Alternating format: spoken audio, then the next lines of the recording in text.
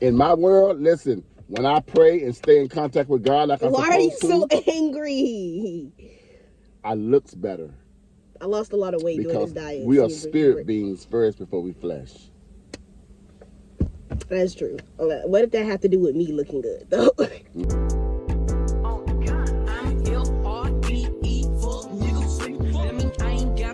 It's your girl YBG Entertainment. Oh, no, he ain't doing right. It gotta be, it's your girl YBG Entertainment. And today, we have a little special guest. Oh my goodness. Say what's up, Dad. What's up? So this is my bald-headed dad. He started losing his hair at the age of 3. That's a lot. His hairline was receding by the time he was 15. No, that's a lot too. When did you lose your hair, Dad? I lose my hairline when I started working with Sizzler back in 2000. I wasn't even born. No, you weren't even born. So I used to wear a hat a lot, and the hat was sweat a lot while I was working, and so that I started receding. So I made a decision. That's what I did. I made a decision that's going to make it start balling it off from that point on. Anyways, we are at a lovely restaurant called Memphis Wings and Things, and we are going to be doing a Q&A today. I did a little vertical video in the beginning, so y'all kind of seen a little bit of something. And today my dad's going to be asking me questions on stuff that he doesn't like. Basically, he's going to ask me questions that he never gets to ask me, basically. But we got to wait till the food get here. Yeah. Yeah, that's right. So far. Give me my plate. All right. So right here, we got some okra, y'all. He already diving in, big bag.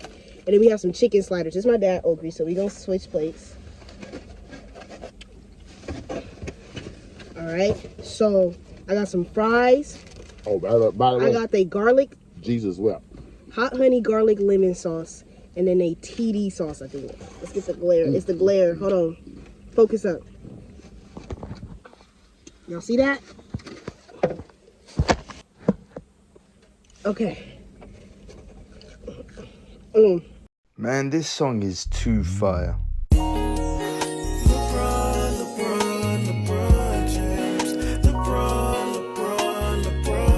Hey, Dad, go ahead and ask your questions. Well, my question is, why do you like football so much? So, I don't have no ranch. they didn't give us ranch? What's that? Ranch. Dirty. You already know what time it I be on when the video stop. I was not finna share my ranch like on my soul. Like, not me acting confused. Like, yeah, they only gave us one ranch, and that one ranch was for me. Joe sliders. You can have one. No. Why? I want a wing. Why do you like playing football so much? Sports or just football? Sports. I play sports because, well, let's get into football. My love for football grew in a time of life where, like, when we were in San Diego, and it kept me out, because at the time we were sleeping in the car, so it kept me out longer, for one. 2, I liked the idea, the physicality of getting hit and getting back up. Like, the love, when it comes to me in sports, the reason why I really love sports is because it's one of the things that you can put your love into, and it's gonna like when it comes to people, sometimes you can give all your love and they will never reciprocate anything back. You can put all your time, you can give your all, and still not be enough. When it comes to sports and you give your all and you give love and you're doing the right things, you can grow. You can grow.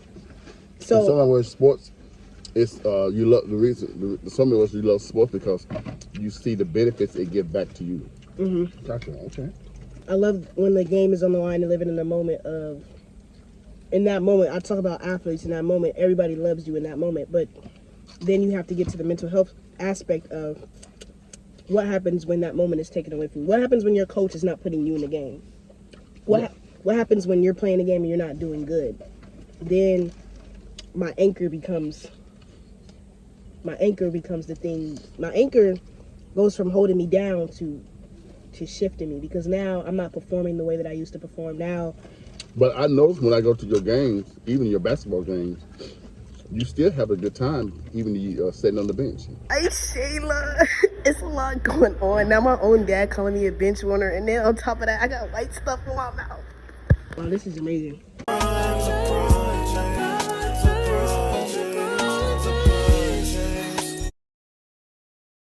Sports is my outlet. And I tried to fight the fact that I tried to fight the fact of caring about sports, but no matter how much I try, I just can't quit. You know what the Lord told me? Sports is your security blanket. Scoot over in the camera more so you can see. He told me a long time ago when you came in and you started playing sports, football in San Diego. I was praying one day and the Lord said,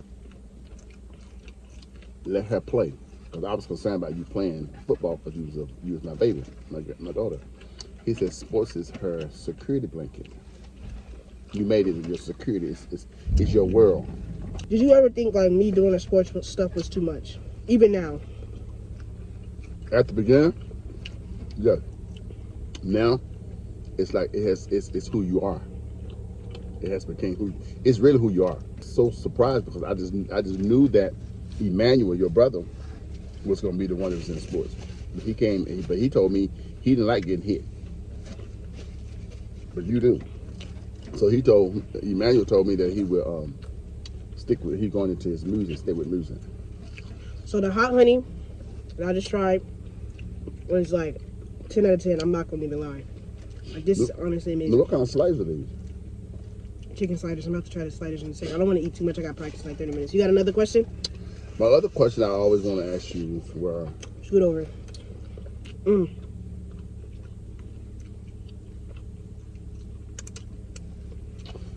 How do you feel about me as your dad and the journey we've been on? True. Truthfully,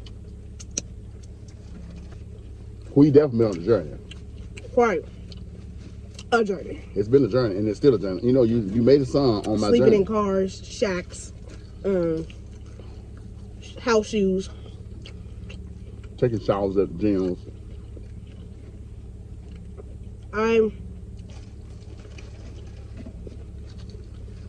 If someone was to ask me to like explain your dad, What would you say? In some words about. I always tell people one thing about my dad. Even there are things that I resent you on, of course. But one thing that I'm truly grateful for as having you as my dad was that you taught us how to get to God. Amen. Yes, that's it. That was my main thing.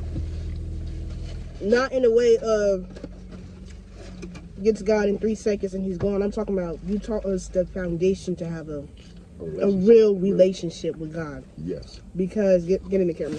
That was my main thing because that was God. That's what I was taught. I was taught how to get in contact with God And have a relationship with God. so although I resent you a lot on some of the things throughout our journey and the people we were around and the people that took advantage of not just me but all of us, my relationship with God did get stripped away. You gotta move that little star patch. I didn't. Yeah, what? My relationship with God eventually did get stripped away at some time because I just got so overused that I started blaming God for the way that people was treating me. And people are not God. They're not. People are people. The God who is God. Although I've always wanted to have the stability with you, like having the own house with you and stuff like that, instead of stability, you gave us relationship with God. And that is stability. It's just in a different way. In a different way. Yeah, it's just in a different way. You see on our journey things that has changed and is moving forward in as far as stability, good job. I'm able to take you out. I'm able to give you money. I wasn't able to do that at first because I think the biggest shift move for me. We was surviving. I think the biggest shift move for me was telling you that I couldn't live with you no more. You know, that was a That was a big. That you know what? That was a big girl move right there. That was a big girl move, but it was move it. So that was a big girl. It's all in the camera frame. Oh wow, that was a big girl move, but also it was much needed because it took you out my zone a survivor zone, and put you in a place of stability where you landed up with the Millers, and then it helped me to grow up, and it helped me to do what I need to do, because I broke down, started crying when you left. When you said with Mr. Lee. For those who don't know, like, why do you think what do you think made me want to leave? What do you think was my breaking point of the whole situation of it all? Stand with people. You got tired of that. You got tired of, and I think one time you said, because Mr. Leo was saying, well, you owe me this and you owe me that, and you said, but that I shouldn't be involved with all of that. That's not my concern. I think that was one of them. And during that time, my freshman year, mind y'all, I had just got into school. Finally got into school after missing 6 weeks of school. And then the guy we was living with told us right then and there that we was about to be homeless again, basically. Pretty much. Pretty much. I finally got into school. I was about to be homeless again. But I still really wanted to play football. I'm talking about, I'm waking up at 5 o'clock in the morning. I'm there at 5 o'clock and didn't touch the ball. Wow. Didn't touch the ball. But happy to see the ball. But I'm barely eating. The reason why I started selling snacks is because I was barely I couldn't eat. I was eating the school lunch, but I was barely eating. We had weight room. We had morning practice. We had after practice. Plus, on top of that, I was trying to get back caught up into school, and I still wasn't touching the football. So a lot of people don't understand the behind the scenery of it, but that's how much I loved football. That I was willing. You love the football so much until, even though your home environment and your stability was on shaky grounds, you still didn't let nothing separate you from your plan. Until. And then when that decision came for you to move, I think that was the best move for you. When the decision came that I got moved up to varsity basketball, and it was prioritizes a time with the girls to play football, I decided to prioritize the time with the girls because I knew it was going to be a better environment. What is your primary goal right now? That being in the 11th grade. To break the 400 record. To break the 400 record in track. Mm-hmm. Okay. All right. 58 flat. So what do you need to do to improve yourself to do that? Well, for starters, don't eat food like this before practice. Okay. But you always wanted to come here, and I've been blessed. I've been truly blessed by God, and I know God has blessed me. I got a question. To bring you to some places like this now. What was your first impression of having a daughter? Oh my God! Because you only wanted a son, right? I knew I was gonna have a son. I wanted a son. Look at the camera. Like what do you think of me? I got two questions. What was your impression? My bad. What is your first impression of me, of having me as a daughter? And then if you was to describe somebody to me, what would you tell them? Like, what would you tell my audience? My first impression when I found out I was gonna have a daughter, it was like a miracle, because I never dreamed of having a daughter. I always knew I was just gonna have a son. And when I found out that when your mom was pregnant with you and you was a girl, it changed my whole life. I understand what men's talks about now. We as being men, and when it comes with our daughter, it does something to us. It changes our world. It does something to us, and it changes us. So it was a great blessing for you coming into my life, because it put me in a different position in life, because I had to, like, wow, it just did something different. I haven't been the same since you've been from day one. And how would you describe me to my audience? Say, for people that don't know me. I would describe you as a very strong, survival, well-rounded. You started in life just doing your thing. Yeah, I remember you was a tap dancer. Started swimming when I was 2. You start swimming. You was 2. You start tap dancing with the turtles. I did ballet. You did hula hoop at 4. You did tap dancing with the crocodiles at before in Hula, and so you have had a very interesting life. But to put it into so many words, and I say all the time, you're an old soul. You've been here. Sarah's been here before. Spiritually, she's really been here before. She's an old soul, and she has much wisdom. I see her. That's all I could eat before practice. I see her. I see her very successful. You don't have just potential. You have divine success over your life from God. That's what I would say. Is there any more high school questions you would like to ask me before we end the video? No, I don't. What do you want to know? No, I don't want to know anything else. You see that? That's how y'all know Sarah don't be getting that one to get down. He don't even have any questions because he knows. I know one thing, that you're an amazing young lady. And I'm not saying it because you're my daughter. I'm saying it because it's true. You have, everywhere you go, you make a mark. You made a mark. You made a mark in elementary school in San Diego, the middle school, and now the high school. And so this is just the beginning. And so one thing that keeps me peaceful about you is what God told me when I first held you in my hand. When I cut the biblical card. Was that I was going to be the greatest of all time. That and he told me, no, what he told me, to be honest, God told me that you don't have to worry about her. I got her. I said, okay. But anyway, wrap it up because we gotta go to practice. I gotta go to practice.